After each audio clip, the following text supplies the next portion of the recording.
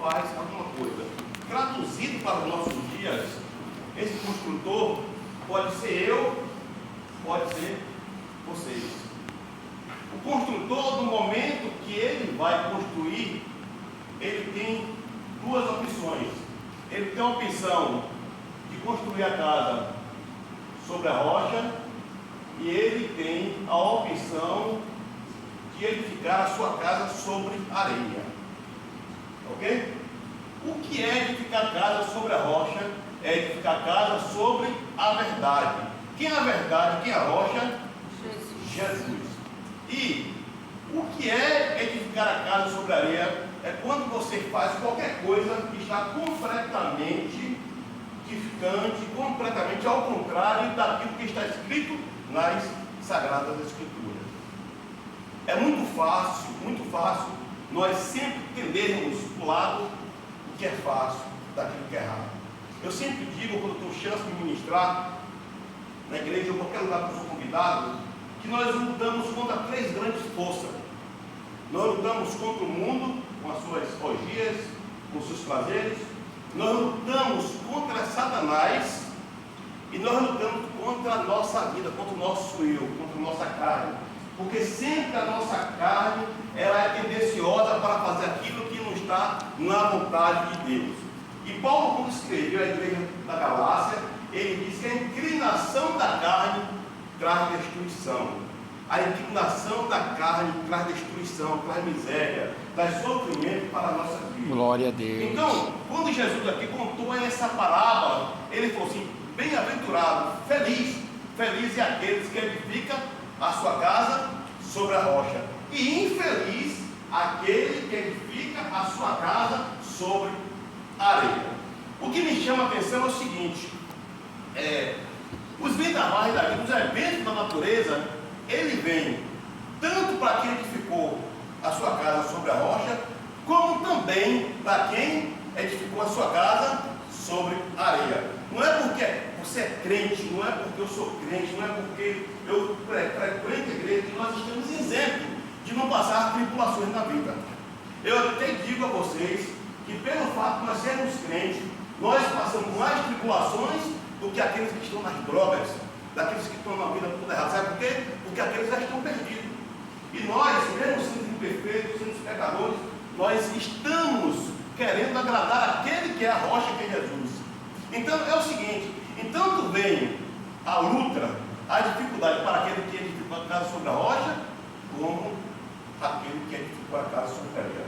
O que vai diferenciar a rocha da areia são os resultados. Porque se eu edifico a minha casa sobre a rocha, vem tribulação, vem dificuldade, vem choro, vem sofrimento, mas com certeza esse evento na natureza não vai conseguir derrubar a minha fé, não vai conseguir abalar a minha vida espiritual, não vai conseguir me jogar no chão. Por quê? Porque a minha casa foi edificada sobre a rocha.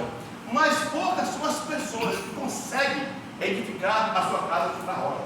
Por quê? Porque você edificar a casa sobre a rocha vai trazer sofrimento. A rocha é dura. A rocha exige renúncia, exige perseverança, exige abrir mão dos meus conceitos, abrir mão do meu eu, abrir mão daquilo que eu penso, daquilo que eu espero. Então ninguém quer, as pessoas querem sempre edificar a casa sobre a rocha, que muitas vezes você tem como colher, você consegue tirando na areia para fazer um buraco. Mas o problema é que ou cedo ou mais tarde os eventos da natureza vêm, as lutas vêm. E o que vai determinar é como você edificou a sua casa. Observe só uma coisa: quando Jesus fala essa parábola, ele diz que o quê? Vem o quê? A chuva. A chuva vem de onde? Vem de cima. Vem os ventos, vem do lado.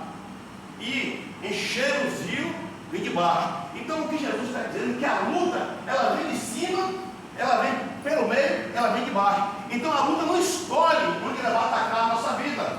Ela pode atacar na sua família, ela pode atacar no seu trabalho, ela pode atacar uma enfermidade na sua vida. Ninguém sabe o que vai vir, pode ser financeiro, ninguém sabe. Então a luta pode vir em qualquer lado. Mas a diferença é de como você expor a sua casa. Olha, edificar a casa sobre a rocha e sobre a areia, isso significa, significa ação. Ação. Ação. Ação de quem? Ação do homem. Jesus não mandou que ninguém edificasse a casa sobre a areia. Ele alertou, bem-aventurado, feliz. Mas eu, como servo de Deus, eu tenho a escolha de escolher ou edificar a casa sobre a rocha, ou edificar a casa sobre a areia. Na sua vida, na minha vida, é também assim. Eu tenho a escolha do que eu devo fazer na minha vida. Eu tenho a escolha de como eu lidar com meus colegas de trabalho. Se eu sou um cara miserável, se eu sou um cara rude, se eu sou um cara que faça sexo com pessoa, é a minha escolha. Se eu trato a minha esposa mal, se eu trato meu filho mal, se eu não sou um bom filho, eu trato mal a minha mãe, se eu trato mal meu pai, se eu trato mal meus irmãos, é a minha escolha. Agora, só que a minha escolha, ela vai ter um resultado. Ela vai ter um resultado. E não tem que impeça de não ouvir um resultado. Então, se eu faço todas as coisas que é correta, o resultado vai ser benéfico para a minha vida. Agora, se eu faço as coisas erradas, com certeza virá tragédia para a minha vida. Eu sempre digo o seguinte: a opção de semear a semente, ela é opcional. Eu escolho o que eu quero semear. Só que no momento que eu vou colher, ela não é mais opcional, ela é obrigatória. Eu vou colher sempre aquilo que eu semeei. Então não se desespere se alguém faz mal a você. Não se desespere se alguém tirou algo de você. Não se desespere se alguém inventou uma calúnia contra você. Não se desespere se porventura você é mal visto perante essa pessoa. Não se desespere. Porque cada um vai prestar conta daquilo que faz, daquilo que pensa, daquilo que pratica. Claro que eu não quero que ninguém venha sofrer por ter feito algo mal. Eu não quero. Mas o problema é que eu não tenho controle sobre o resultado da vida das pessoas. Eu não tenho controle. Cada um vai colher aquilo que semeou. Se eu semeio o que é mal, eu vou colher o que é mal. Se eu semeio o que é bem, vou colher o que é bem. Lá em Mateus está escrito o seguinte: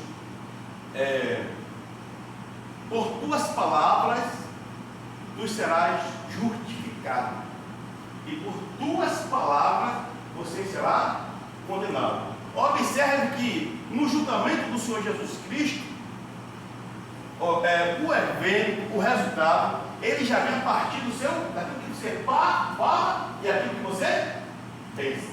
Olha que coisa. Jesus, ele não contempla somente aquilo que você faz, não. Aquilo também que você fala e o que você pensa já está sendo contabilizado. É por isso que Paulo, escrevendo aos Filipenses, ele diz: pensai naquilo que é de cima, aquilo que é edificável, aquilo que é bom, aquilo que é agradável, sempre nessas coisas.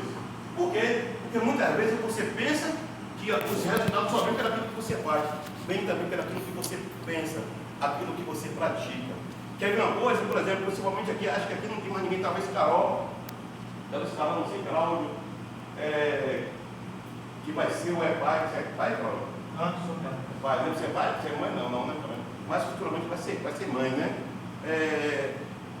Quantas vezes as crianças ouviam dos pais: esse menino vai ser um vagabundo, esse menino não vale nada, esse menino parece um capeta, pronunciando palavras de maldição contra aquela criança.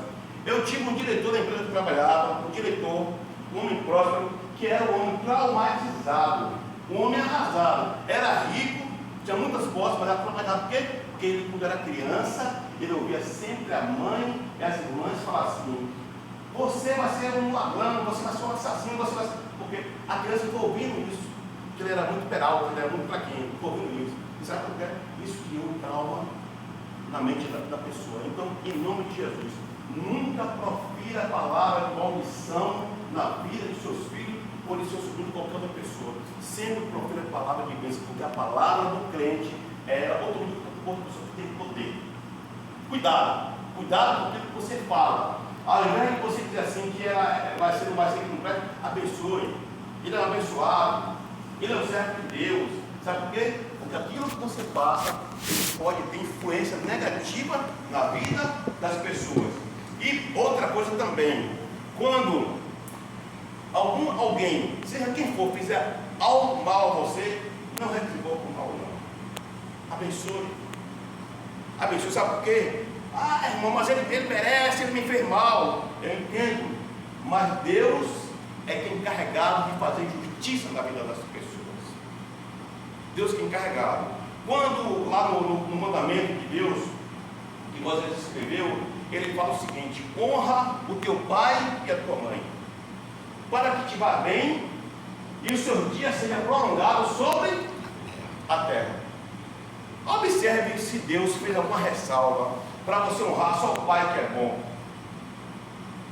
Seu pai ele pode ser um alcoólatra, seu pai ele pode ser um mulherengo, pode ser o que for, mas é seu pai, você tem que honrar. Mas eu vou honrar meu pai que é um alcoólatra, eu vou honrar meu pai que é um beberrão, eu vou honrar meu pai. O problema não está no seu pai, está em você que é servo de Deus. Porque quando a Bíblia diz honra o teu pai e a tua mãe, para quê? Para que você vá bem e os seus dias na terra sejam o quê? Prolongados. Então, no momento que você honra seu pai, você honra sua mãe, é você que é abençoado a viver mais. E outra coisa, eu sempre falo, eu digo, a vida nós temos a opção de escolher a mulher que você vai casar, né? E o homem e a mulher, o homem que você vai casar. Mas pai não se escolhe, não. Você não escolheu nem sua mãe nem seu pai, foi Deus que determinou. E seu pai é autoridade sobre a sua vida. E se Deus colocou ele como autoridade sobre a sua vida, você tem que honrá-lo e respeitá-lo. Ó, ação. Porque o que acontece? Porque quando você honra através da ação, o resultado vem, ó, ele vem e ele é favorável. O que acontece, irmão, sabe o que é? É que muitas vezes, na maioria das igrejas, não se prega aquilo que se deve pregar, o evangelho claro e genuíno. O evangelho que coloca Jesus como centro da nossa vontade, coloca Jesus como centro da nossa vida, e muitas vezes faz o contrário do que João Batista disse. Como João Batista disse? Que ele cresça e que eu diminua. Mas hoje estamos vendo um evangelho completamente contaminado, um evangelho completamente amigado com o mundo, onde Jesus muitas vezes fica aqui fora, e o que prevalece são os pastores, são os presbíteros, são as pessoas que exercem influência dentro da igreja. Nós temos que entender que nós não somos nada. A misericórdia do Senhor é a causa de não sermos consumidos. Eu não tenho poder sobre a minha vida. Se eu cheguei hoje nessa idade, porque Deus foi benéfico comigo, foi misericordioso comigo. Se hoje eu sou servo de Deus, mesmo com os meus pecados, com as minhas falhas, com as minhas transgressões, porque Deus tem sido misericordioso comigo. Agora mesmo que eu conversando com Oliveira, quando eu chego em casa, falei com minha esposa. Esse homem aqui tem 19 anos aqui. 9 anos. Há 19 anos que esse homem chamou aqui o pessoal para orar, para poder pregar. Ele manifestou, ele falou assim: eu sou crente, eu quero manifestar a graça e a glória de Deus nesse lugar.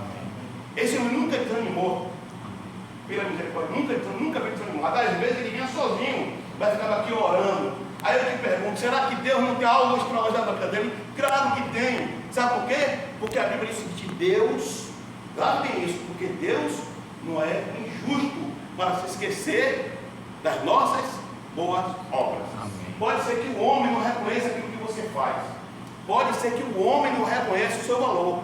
Pode ser que o homem não esteja nem aí para você. Muitas vezes nós estamos num mundo que as pessoas valorizam mais quem é pedófilo, valorizam mais quem é corrupto, valorizam mais quem é ladrão, valorizam mais quem faz muitas coisas erradas.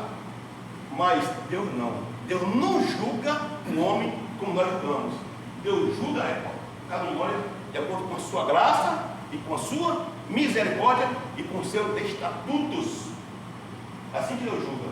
Por isso que Jó, naquele momento de aflição, naquele momento de dificuldade que ele estava passando, a mulher de Jó queria o bem de Jó, mas ela ficou sensibilizada com tudo aquilo que Jó estava passando. E ela chegou para Jó e falou: Jó, tu está sofrendo tanto, Jó, e ainda continua servindo esse Deus. Amaldiçoa esse Deus que morre. E eu disse: não, mulher, assim como pensa uma doida, assim pensas tu.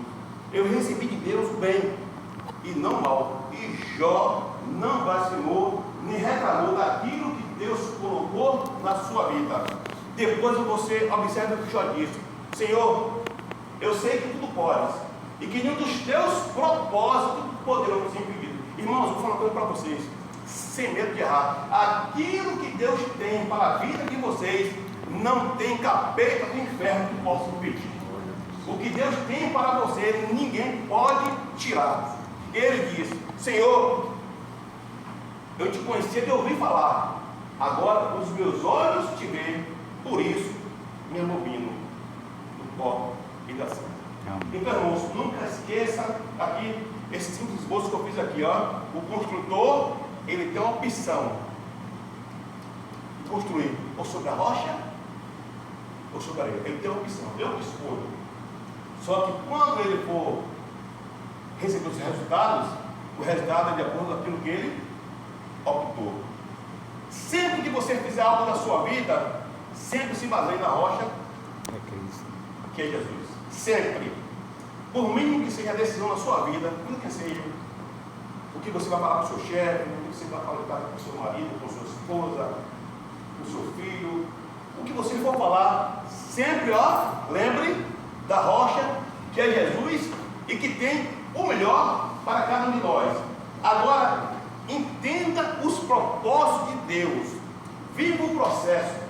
Deus diz o seguinte: tudo coopera para o bem daqueles que amam a Deus e que são chamados segundo o seu propósito. Muitas vezes o propósito de Deus não é igual àquilo que está no meu coração, no seu coração, porque Deus enxerga lá longe, nós enxergamos agora, aquilo que eu quero, às vezes pode não ser bom para mim, e se não é bom para mim, Deus vai o quê? Deus vai, ó, cortar. Sempre baseie a sua vida na rocha que é Jesus. Outra coisa, o evento da natureza, que são as lutas, as dificuldades, as tribulações da vida, vem tanto para quem edificou a casa sobre a rocha, como edificou a casa sobre a areia, os eventos. E o resultado é de acordo com aquilo que eu praticar. Que Deus nos abençoe e aplique esta palavra.